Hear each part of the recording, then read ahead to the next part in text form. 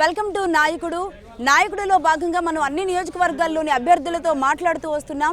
కానీ రాష్ట్రం యావత్తూ కూడా చూస్తున్న ఒక నియోజకవర్గం మంత్రాలయం నియోజకవర్గంలో ఈ మధ్య జరిగిన పరిణామాలు అందరూ కూడా చూస్తూ ఉన్నారు. ఒక కాల్పుల సంఘటన అనేది జరిగి టీడీపీ అభ్యర్థిగా ఎవరైతే ఉన్నారో తిక్కారెడ్డి గారు, ఆయన ఈ విధంగా ఐసీయూలో ఉండాల్సిన వ్యక్తి ఈరోజు ఈ విధంగా ఒక స్ట్రెచ్చర్ మీద ఉన్న పరిస్థితి వచ్చింది. అయినా సరే తన ప్రజల కోసం తాను వెళతాను, ప్రచారంలో పాల్గొంటాను, టీడీపీని ఇక్కడ గెలిపించాలి అనే పట్టుదలతో ప్రచారంలో ఇదే విధంగా ఆయన వెళుతున్న పరిస్థితి మనం చూస్తున్నాం. ఐసీయూలో ఉండాల్సిన వ్యక్తి ఇంకా రక్తపు మరకలు కూడా ఇంకా పోని పరిస్థితి మనకు కనబడుతోంది. తిక్కారెడ్డి గారు ఈ విధంగానే ఇంటింటికి వెళుతున్నారు. ఇక్కడ చూస్తున్నాం వాళ్ళ ఇంటి నివాసం దగ్గర కూడా పరిస్థితి, ఈయన చూడడానికి కూడా ఇంతమంది వస్తున్నారు. అయితే రాజకీయ సమీకరణాలు కానివ్వండి, మొన్న జరిగిన పరిస్థితులు కానివ్వండి, ఏ విధంగా ఉన్నాయి, అసలు ఎందుకు ఇంతగా ఇలాంటి పరిస్థితులు రావడానికి గల కారణాలు ఏంటి, ఆయన అడిగే తెలుసుకుందాం. మంత్రాలయం నుంచి ఆయన మంత్రాలయానికి టీడీపీ పార్టీ అభ్యర్థిగా పోటీ చేస్తున్నారు తిక్కారెడ్డి గారు. నమస్తే తిక్కారెడ్డి గారు. ఇలాంటి పరిస్థితుల్లో మిమ్మల్ని కలవాల్సి వచ్చింది, ఇలాంటి పరిస్థితుల్లో మాట్లాడాల్సి వస్తుంది. కానీ నాయకుల్లో భాగంగా చెప్పండి, అంటే నియోజకవర్గంలో సమస్యల గురించి కానివ్వండి, లేదంటే ఎందుకు టీడీపీయే రావాలి, ఏంటి అసలు పరిస్థితులు ఏంటి అనేది ఒక్కొక్కటిగా మాట్లాడుకుందామండి. మేము ముఖ్యంగా గత ఎన్నికల్లో కూడా నేను బాలనాగిరెడ్డి పోటీ పడ్డాం. ఆయన నా పైన ఒక 6,000 పై చిలుకుతో గెలవబడ్డాడు. అంతకుముందు కూడా ఆయనే గెలిచాడు. అంటే 10 సంవత్సరాలుగా ఎమ్మెల్యేగా ఉన్నాడు. కానీ నా నియోజకవర్గంలో తాగడానికి నీళ్ళు ఇబ్బంది ఉంది. మిద్దెక్కి చూస్తే తుంగభద్ర నది పారుతుంది, కానీ తాగడానికి నీళ్ళు లేవు, వ్యవసాయానికి నీళ్ళు లేవు. కానీ పెద్ద పెద్ద ప్రాజెక్టులు కూడా డబ్బులు లేని పరిస్థితుల్లో నేను చంద్రబాబు గారి దగ్గర పోయి పులికనమ ప్రాజెక్టు 280 కోట్లతో మొదలుపెట్టాము. గత 12 సంవత్సరాల నుంచి ఇబ్బందికరంగా ఉంటే అప్పటి మినిస్టర్ అచ్చెన్నాయుడు గారు కె కృష్ణమూర్తి గారిని పట్టుకొని, దేవినేని ఉమా గారిని పట్టుకొని 60 కోట్ల రూపాయలు మళ్ళీ దాన్ని తక్కువ పడితే తీసుకొని వచ్చి దాన్ని ప్రాజెక్ట్ సక్సెస్ చేశాం. దాంతో 26,400 ఎకరాలు సాగులోకి వచ్చింది. దీనివల్ల కోసిగ మండలం చుట్టుపక్కల గ్రామాల్లో కూడా సాగునీరు రావడంతో వాళ్ళు భయపడ్డారు. అంటే తిక్కారెడ్డి ఈసారి గెలుస్తాడు కాబట్టి మనం ఇబ్బంది పడతామని తిక్కారెడ్డిని చంపాలనే ఉద్దేశంతో వాళ్ళు ఇవి చేశారు. తన సొంత ఊర్లో కగ్గల్లులో ఒక 50 కుటుంబాలు వచ్చారు. ఒక 20 మంది యువకులు, నేను అందరు కలిసి ఆ డోర్ టు డోర్ ప్రచారం చేసుకొని అక్కడ తెలుగుదేశం జెండాను ఆవిష్కరణ చేసుకొని వాళ్ళ ఇంటి దగ్గర మేము టీ తాగుతూ ఉన్నాం. ఒక్కసారి మాకుమ్మడిగా దాడి చేశారు. దాడి చేసిన తర్వాత ఫైరింగ్ నడుస్తూ ఉంది. అది అటువైపు తర్వాత నాకు సెక్యూరిటీగా ఉన్న పోలీసులు గాల్లో కాల్పులు కలుస్తున్నారు. తర్వాత మేము హాస్పిటల్లో ఐసీయూలో వెళ్ళిన తర్వాత తెలిసింది విషయము.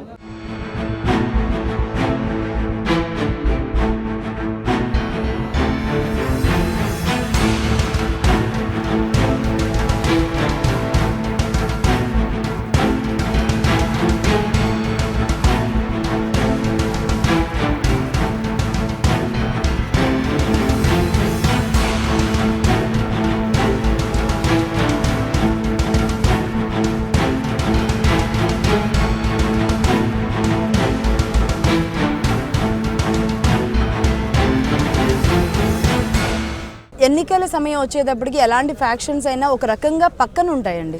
అలాంటిది ఎన్నికల ప్రచారం కూడా నిర్వహించుకునేంత తీవ్రంగా ఉంటాయా? ఆయనకు సంబంధించినటువంటి 5 గ్రామాల్లో మా ఊర్లోకి ఎవరు రాకూడదు ప్రచారంకి అనేది ఒకటి హుకుం జారీ చేశాడు. ఇదే భారతదేశం, అందరూ స్వేచ్ఛ పౌరులం ఉన్నాం కాబట్టి అందరూ వాళ్ళ గ్రామంలో నా వర్గం కూడా ఉంది కాబట్టి నేను వెళ్ళాను. మాకు ఇటు జరుగుతుంది, పెత్తనం పోతుంది, ఫ్యూడలిజం భావం పోతుంది అనే ఉద్దేశంతో భయపడ్డారు. చంద్రబాబు గారు చాలా డబ్బులు ఇచ్చాడు మంత్రాలయం నియోజకవర్గానికి. ఆయన ఎమ్మెల్యే హోదాలో ఒక్కరోజు కూడా అసెంబ్లీలో పోయి మా కాన్స్టిట్యున్సీకి తాగునీళ్ళు కానీ సాగునీళ్ళు కానీ కరెంటు మాట్లాడలేదు.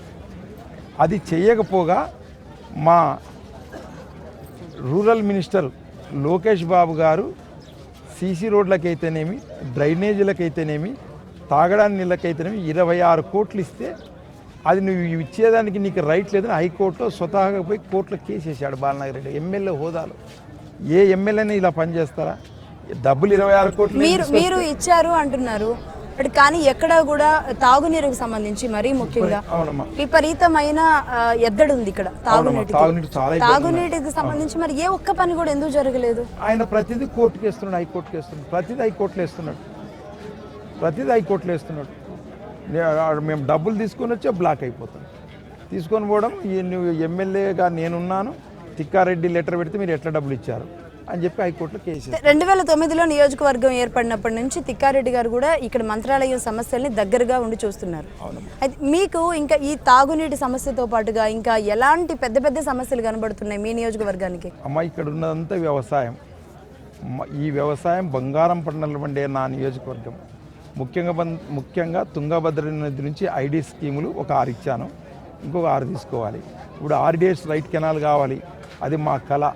భారతదేశం స్వతంత్రం వచ్చినప్పటి నుంచి రైట్ కెనాల్ కోసం ఫైట్ చేశాం. ఇప్పుడు చంద్రబాబు నాయుడు గారు ఇప్పుడు శాంక్షన్ ఇచ్చి టెండర్ అయిపోయింది, NCC టెండర్ వచ్చింది. RDS రైట్ కెనాల్ అయిపోతే మా నియోజకవర్గం సస్యశ్యామలం అయిపోతుంది, దానికి ఎటువంటి ఇబ్బంది లేదు. రైట్ అండి. టీడీపీ ప్రభుత్వం ప్రవేశపెట్టిన పథకాలు ఏవైతే ఉన్నాయో అవ్వన్న పసుపు కుంకుమ కానివ్వండి, అన్నదాత సుఖీభవ కానివ్వండి, ఇలాంటి కొత్త పథకాలు డ్వాక్రా మహిళలు అవి మేము గెలవబోతున్నాము అని అంటే, యావత్ ఆంధ్రలో మళ్ళీ తెలుగుదేశం రాబోతుంది అని అంటే మేమందరూ కూడా చంద్రబాబు నాయుడు గారి ఫోటోలు పెట్టుకొని మేము చేయాల్సిందే. ఈరోజు ఆంధ్రప్రదేశ్లో ఏ నాయకుడికి కూడా లేనటువంటిది ఎన్టీ రామారావు తర్వాత మళ్ళీ ఒక పొలిటికల్ మ్యాన్ చంద్రబాబు నాయుడు తన సొంత ఓటింగ్ ఉంది ప్రతి గ్రామంలో. ముఖ్యంగా పెన్షన్, ఏ పేదోడిని అడిగినా, ఏ ముసలమ్మని అడిగినా ఏమంటారు? నా పెద్ద కొడుకు చంద్రబాబు నాయుడు అంటున్నారు. ఏ చెల్లెమ్మని, ఏ అక్కని అడిగినా మా అన్నయ్య పసుపు కుంకుమ ఇచ్చారంటున్నారు. అంటే ఈ పరిస్థితిలో ఉన్నారు కాబట్టి వాళ్ళు భయపడుతున్నారు. జగన్మోహన్ రెడ్డి పార్టీ, వైఎస్ఆర్సీపీ పార్టీ అంటే ఇట్లా చంపుతూ పోతే ఉంటారు. అంటే వాళ్ళు చెప్పేది ఇదే కదా ఉదాహరణ. మాకు అంత క్రితం రోజేమో వివేకానంద సొంతం చిన్నాయిని చంపారు, నెక్స్ట్ రోజు నాకు చేయరు. నేను అదృష్టం బాగుండి నాకు కాళ్ళకు పడ్డాయి బుల్లెట్లు. మళ్ళీ వాళ్ళే ఏమన్నా కథ అల్లగలరు, ఏమన్నా చేయగలరు. ఎందుకంటే మోడీ వాళ్ళ చేతిలో ఉన్నాడు, డబ్బులు వాళ్ళ చేతిలో ఉన్నాయి.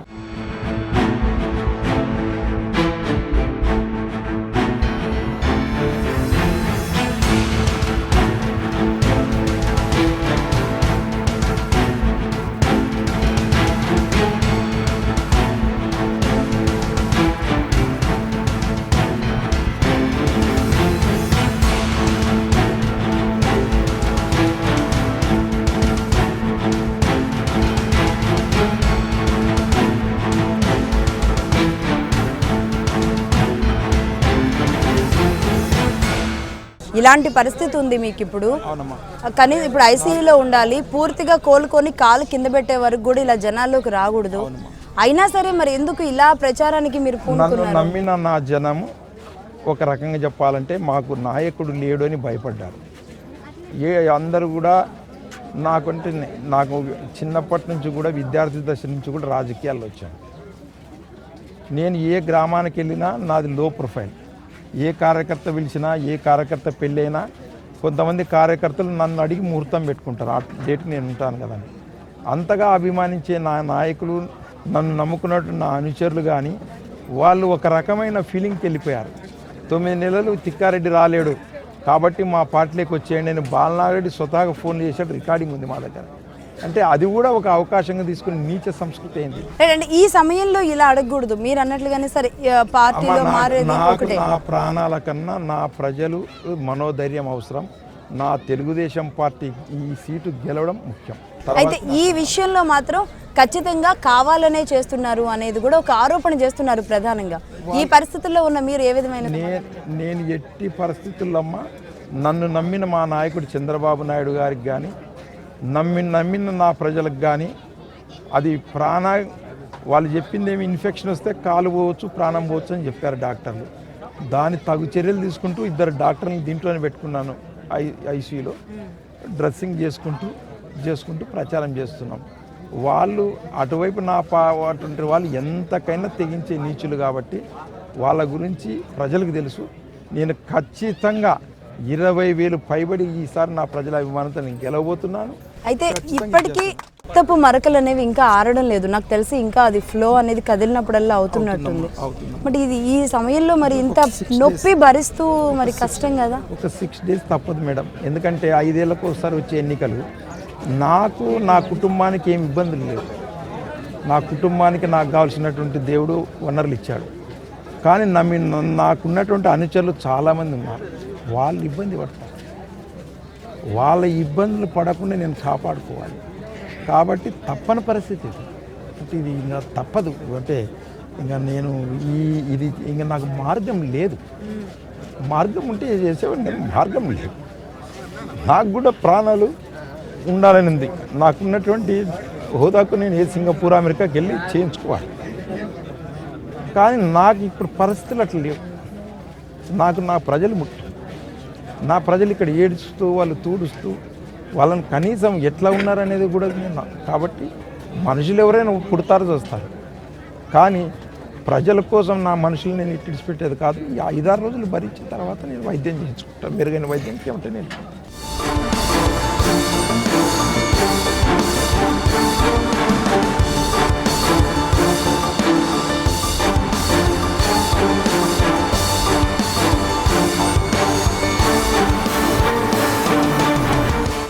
మీరు ఏ విధంగా అయితే కన్నీటి పర్యంతం అవుతున్నారు మీ ప్రజల కోసం, మీరు అటు వెంకటేశ్వరమ్మ గారు కూడా మీ భార్యగా ఆవిడ కూడా మీతో పాటు తిరుగుతున్నారు, ఆవిడ కూడా అదే విధంగా బాధపడుతున్నారు. అమ్మ ఒకటి అడుగుతున్నాను, ఈ ప్రచారంలో మీకు ఎలాంటి పరిస్థితులు ఎదురవుతున్నాయి? మీరు గెలిస్తే ఏం చేయాలనుకుంటున్నారు ప్రజల కోసం? ప్రజలకు అన్ని సమస్యలు తీరుస్తాం మేడం. మేము నా భర్త అధికారంలో లేనప్పుడు కూడా ఆయన ప్రతి ఒక్కరికి అన్న తిక్కారెడ్డి అన్న మాకు ఇక్కడ రోడ్లు లేవు, మాకు సీసీ రోడ్డు కావాలి, మాకు మరుగుదొడ్లు లేవు, మాకు కాలువలు లేవు, మా ఊరికి మంచినీళ్ళు కూడా లేవన్నా అని చెప్పేవాళ్ళు. అధికారం లేనప్పుడే నా భర్త తన సొంత ఖర్చుతో తన చేతనైన సహాయం చేసి ఆదుకున్నాడమ్మా నా భర్త. అటువంటి ఆయనని ఈరోజు ఈ పరిస్థితికి తీసుకొచ్చినారమ్మా. అదే నేను జీర్ణించుకోలేకపోతున్నాను. మీకేమనిపిస్తుంది ఒక భారీగా మీరు ఆయనకి ఎలాంటి ధైర్యం ఇస్తున్నారు? ఆయన భార్య కావడమే నేను చాలా అదృష్టం చేసుకున్నానమ్మా. ఆయన భార్యను కావడమే నా అదృష్టం. ఇంతమంది ప్రజల అభిమానము మాకుంది కాబట్టి నా భర్త నాకు దక్కినాడమ్మా. తిక్కారెడ్డి గారు, సమస్యలు మౌలిక సదుపాయాలు కానివ్వండి, లేదంటే వాటర్ సమస్యలు కానివ్వండి, ఇరిగేషన్కి సంబంధించి అంతా ఒక అవగాహనతో అయితే మీరు ఉన్నారు. బట్ రాజకీయ పరిణామాల ప్రకారం అయితే పరిస్థితులు మారుతూ ఉన్నాయి. అంటే ఒక్కసారి ప్రత్యర్థి విషయానికి వెళదాము, ఇక్కడ పరిస్థితుల గురించి కూడా మాట్లాడదాం. అంటే మరో పార్టీ కూడా ఇప్పుడు బరిలో ఉంది. ఇలాంటి పరిస్థితుల్లో ఎవరికి వాళ్ళు ఎక్కడికక్కడ క్యాలిక్యులేషన్స్, లెక్కలు, యుద్ధాలు, ఇలాంటి పరిస్థితుల్లో మరి ఇది ఒక రకమైన ఒంటరి పోరాటం. ఎలా అనిపిస్తుంది? అమ్మ, వాళ్ళు నా మీద దాడి చేసిన రోజే వాళ్ళకు నాకు అర్థమైందంటే వాళ్ళు ఓడిపోతున్నామనేది తెలిసిపోయింది కాబట్టి దాడి చేశారు. అది భౌతికంగా దాడి చేయాలనుకున్నప్పుడు అర్థమేమి? ఎలక్షన్స్లో ఏమాత్రం ఇట్లన్నా చిన్న కేసు అయినా మేము లోపల పెడతాం, ఎలక్షన్ నడపడం భయం ఉంటుంది. వాళ్ళు ఏమి తిక్కారెడ్డిని చంపితే ఎలక్షన్ ఫ్రీ అయిపోతుంది అనే స్థితికి వచ్చారు. ప్రజలు ఏమంటున్నారండి మీరు వెళ్ళినప్పుడు? మహిళలు మరీ ముఖ్యంగా ప్రజలందరూ నా చెల్లెళ్ళు, నా అక్కలు, నేను ఎప్పుడు వస్తానా, ఎప్పుడు తిరిగి వస్తానా, ఎప్పుడు నడిచి వస్తామని ఎదురు చూస్తున్నారు వాళ్ళు. నాకు నా ప్రజల మీద సంపూర్ణ నమ్మకం ఉంది. మంచి మెజార్టీతో నన్ను గెలిపిస్తారు. నన్ను నమ్మిన చంద్రబాబుకు మంచి మెజార్టీతో గెలిచి కానుకగా ఇస్తాను. నేను అంటే నియోజకవర్గానికి ఏం చేసుకోవాలనుకుంటున్నారు? ముఖ్యంగా తాగడానికి నీళ్ళమ్మ, వ్యవసాయానికి నీళ్ళు, నాకు ఏం అవసరం లేదు. ఈ 2 ఇచ్చినా అంటే 2 పంటలు కాదు 3 పంటలు ఉంటే భూములు ఉన్నాయి మా దగ్గర. ఎల్ఎల్సి నీళ్ళు రాకపోయినా పులికనుమ నీళ్ళు ఇస్తాను. పులికనుమ కంప్లీట్ చేశాను. తర్వాత ఆర్డిఎస్ రైట్ కొనేయాలి వచ్చిందంటే మా మంత్రాలయం నియోజకవర్గానికే కాదు కర్నూలు పార్లమెంట్కే మంచి జరుగుతుంది. కాబట్టి మాకు చాలా ఇది ఉంటుంది. చంద్రబాబే మాకు దేవుడు. అంటే ఈ చంద్రబాబు గారికి ఫోన్ చేశారా? ఏం చెప్తున్నారు? ఒక నాయకుడిగా మీకు ఎలాంటి సపోర్ట్ దొరుకుతుంది ఆయన దగ్గర నుంచి? చంద్రబాబు గారు పర్సనల్గా వచ్చి హాస్పిటల్కి వచ్చి పరామర్శించాడు ఇక్కడ ఎమ్మెగనూరులో. ఆయన నేను నీకు అండ ఉన్నాను నీవేనదు, కానీ ఆయన వైద్యంకి వెళ్ళని చెప్పాడు. నేను ఒప్పుకోలేదు. చంద్రబాబు గారు చాలా సీరియస్ అయ్యారు. నువ్వు నాకు ఈ 170 సీట్లు ఒక సీట్ వస్తే ఏమి పోతే ఏమి, నువ్వు ఫస్ట్ నువ్వు నాకు బతకాలి అది అన్నాడు. సార్ నేను 5-6 డేస్ నేను చేస్తాను, డాక్టర్ సీట్ పెట్టుకొని ట్రీట్మెంట్ తీసుకుంటాను సార్ అని చెప్పాను. చెప్తే సరే అన్నారు. అప్పుడు నేను చేశాను. బట్ ఇలా స్ట్రెచ్చర్ మీద వెళుతుంటే వాళ్ళు ఏమంటున్నారు? స్ట్రెచ్చర్ మీద రావాల్సిన పరిస్థితి రావడం చూసి ప్రజలు వాడి యొక్క ఇది తెలిసిపోయింది. ఫ్యూడలిజం భావాలు పోవాలి. వాళ్ళు ఇట్లా చేసే ప్రతిసారి ఇట్లా చేశారు, దౌర్జన్యంతో గెలవాలనుకుంటున్నారు. అది సరి కాదు, ఈసారి మేము బుద్ధి చెప్తామని ప్రజలు చెప్తున్నారు.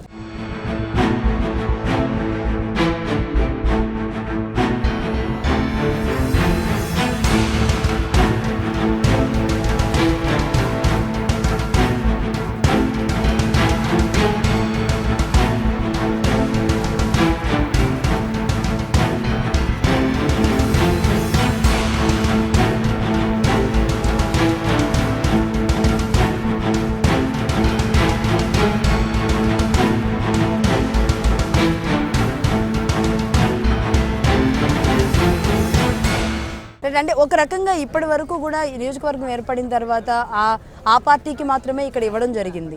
రైట్, అంటే ఒకసారి ఆలోచన విధానం మారుతోందా? మారితే ఈ ఇన్సిడెంట్తో మారుతోందా? ముందే వాళ్ళలో చేంజ్ వచ్చిందా? లేదమ్మా, ఆయన ఫస్ట్ టైము 2009లో తెలుగుదేశం పార్టీ ఎమ్మెల్యే గెలిచాడు.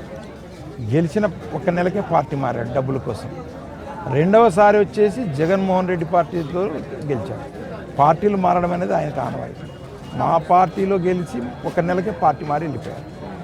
ఫస్ట్ గెలిచి తెలుగుదేశం తరఫున గెలిచి పార్టీ మారాడు. అంటే ఇప్పుడు మీకు ఈ అవకాశాలు అనేది అంటే ఈ సిచ్యువేషన్ జరగడం వల్ల ప్రజల్లో మార్పు వచ్చిందా, లేదంటే ఎన్నికల గురించి ఆలోచించినప్పటి నుంచి వాళ్ళు ఆలోచిస్తున్నారు? గత 3 సంవత్సరాల నుంచి చెప్తున్నాను, ప్రజల్లో నేను వచ్చాను. ఆయన 2 సంవత్సరాలుగా ఎమ్మెల్యేగా ఉండి అసెంబ్లీకి కూడా పోలేదు. 20,000 పైచిలతో గెలుస్తానని 2015, 16, 17, 18 సంవత్సరాలు చెప్తూనే ఉన్నాను. ఈరోజు చెప్పేది కాదు. ఇప్పుడు కూడా 20,000 పైచిలకు మెజార్టీతోనే గెలుస్తాను. వాళ్ళు ఎంత దౌర్జన్యం చేసినా కూడా నేను గెలుస్తాను. నాకు అనుమానం అయితే లేదు. ప్రజలు నా పక్షాన ఉన్నారు. నేను చాలా పనులు చేశాను, నేను ఓడిపోయినా కూడా, కాబట్టి నా పక్షాన.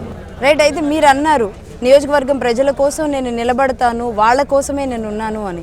మరి కుటుంబం కూడా ఎంతో అవసరం. మరి కుటుంబం కూడా మీ భార్యగా కోటేశ్వరమ్మ గారు కూడా కన్నీటి పర్యంతం, వెంకటేశ్వరమ్మ గారు కూడా కన్నీటి పర్యంతం అవుతున్నారు.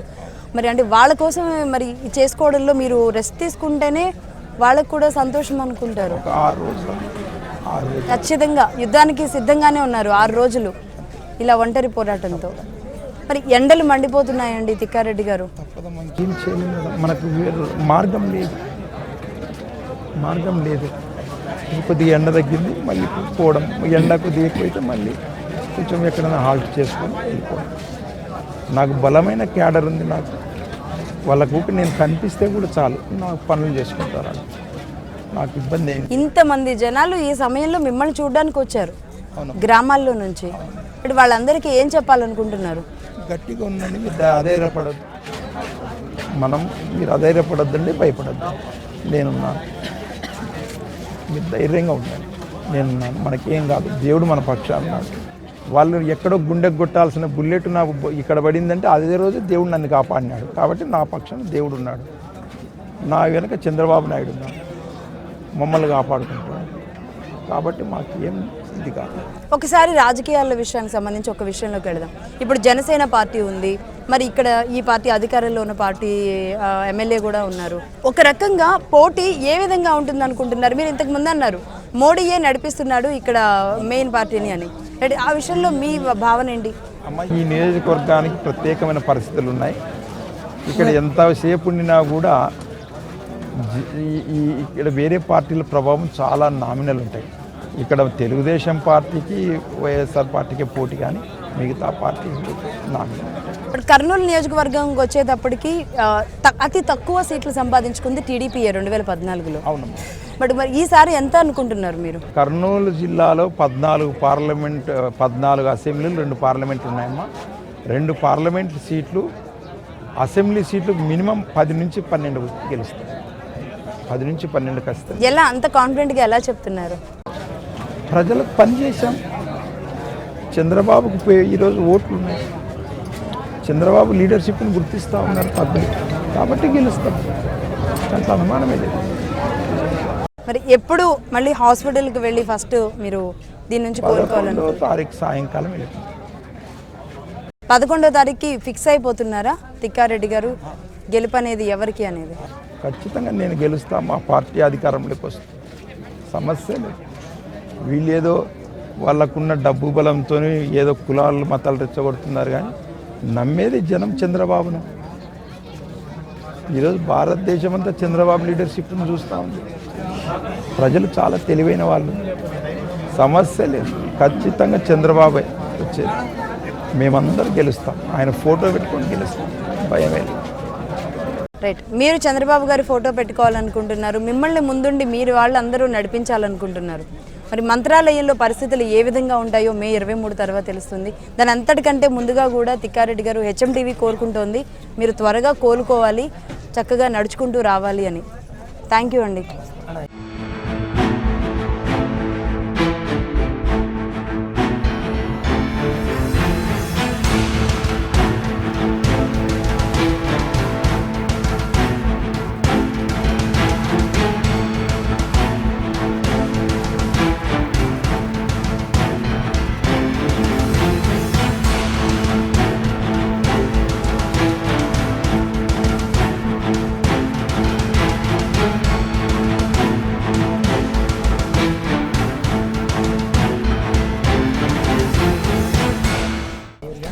చూసాం కదా, తిక్కారెడ్డి గారు ఒకటే చెప్తున్నారు, 2019లో టీడీపీ గెలవడం ఖాయం మంత్రాలయంలో. ఇప్పటి వరకు కూడా జరుగుతున్న అరాచకాలు అయితేనేమి, లేదంటే ఈ మధ్య జరిగిన ఇన్సిడెంట్స్ అయితేనేమి, ప్రజల కష్టాలు అయితేనేమి, వీటన్నింటినీ బాగు చేయాలి, ఒక గాడిని పెట్టాలంటే టీడీపీ ప్రభుత్వం రావాలనేది ఆయన చెబుతున్నారు. అదేవిధంగా ఇక్కడ మంత్రాలయం నుంచి తను టీడీపీ టికెట్ సాధించుకున్నారు. అదేవిధంగా ఎమ్మెల్యేగా కూడా గెలిచి చంద్రబాబుకి గిఫ్ట్ ఇవ్వాలి అనుకుంటున్నట్టుగా ఆయన చెప్తున్నారు. ఇదే కాలుతో, ఇదే పరిస్థితులతో ఆయన ప్రచారం కూడా చేస్తున్నారు. ఎన్నికలు అయిన తరువాతే మళ్ళీ నేను హాస్పిటల్లో ఐసీయూలో వెళ్ళి మొత్తం పూర్తిగా నయం చేసుకునే ఏర్పాట్లు కూడా చేసుకుంటా అంటున్నారు. అదేవిధంగా భార్య వెంకటేశ్వరమ్మ గారు కూడా ఆయనతో పాటు సహచరునిగా ఓట్లు అడుగుతూ ఒక రకంగా నియోజకవర్గాలు గ్రామాన తిరగడం మాత్రం ఒక రకంగా అందరినీ హృదయ విదారకంగా మారుస్తున్న పరిస్థితి ఉంది. రైట్, చూద్దాం పరిస్థితి ఏ విధంగా ఉంటుందో. మరి మంత్రాలయం ఎవరు కైవసం చేసుకోబోతున్నారు? ఇవాల్టి మన నాయకుడు మంత్రాలయం నియోజకవర్గానికి టీడీపీ పార్టీ తరఫున పోటీ చేస్తున్న తిక్కారెడ్డి గారు.